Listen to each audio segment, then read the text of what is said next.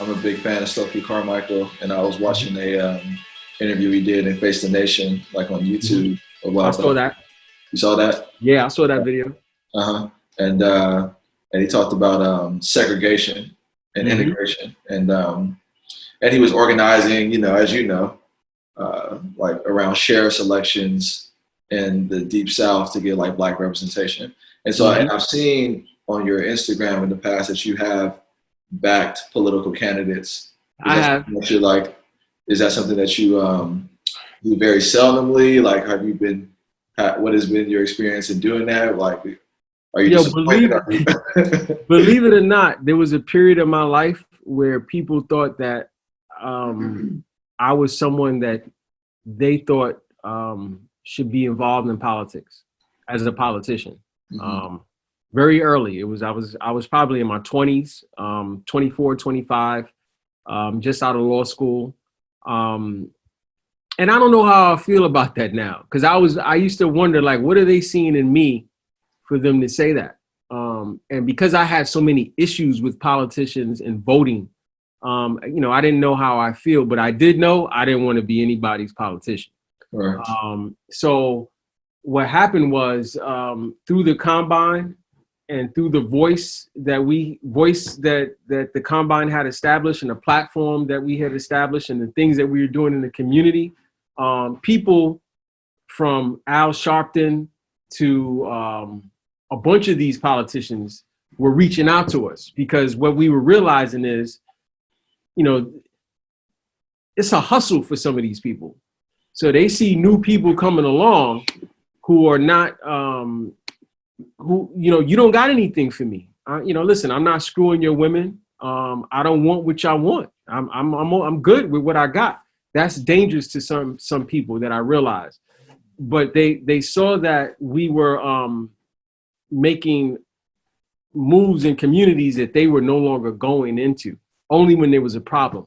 So now what happened was, I think where it really started, Ken Thompson was a good friend of ours. And he was running for the Brooklyn district attorney position. And for people who follow politics in New York, Charles Hines in the Brooklyn political machine was really powerful. And people don't understand, in Brooklyn, it's a reason why, Brooklyn and Oakland, San Fran area is sort of similar. It has a really rich history of Black activity politically and culturally. And Brooklyn has a lot of Black people. And when you look at it, the churches in central Brooklyn, they kind of control the Democratic Party in this place. You can't really win in Brooklyn without the Black vote. It's impossible, even with gentrification right now. Mm-hmm. The Black presence in Brooklyn is very, very important. So we got up with Ken, and we in our opinion, told him what he needed to do to win. He had the financial prowess to do it, where a lot of Black men didn't. He was not a part of the political structure here in Brooklyn. And that kind of intimidated a lot of people, and a lot of people didn't really think he can do it. Mm-hmm. He did it. And people saw his relationships, which was with us and other people. And then when he won, because I was a former prosecutor there who had a lot of some respect and some results that a lot of people paid attention to, he had tapped me to help him figure out who was good for the office and who wasn't. And one of the good decisions that I thought he made was he made Eric Gonzalez, who was a very close friend of mine, his number two at the office. And it's sort of like Martin Luther King in the law of unintended consequences. He passes, and his passing made it possible for now Brooklyn to have a native son who was born in East New York, Brooklyn, to now become the DA of Brooklyn. And then there was other politicians who had reached out to us. Adam Abanco, who I think is running against Yvette Clarke now. Quite a few other politicians have reached out to us. And we get to know these people. We don't do it for anything other than progressive, real change.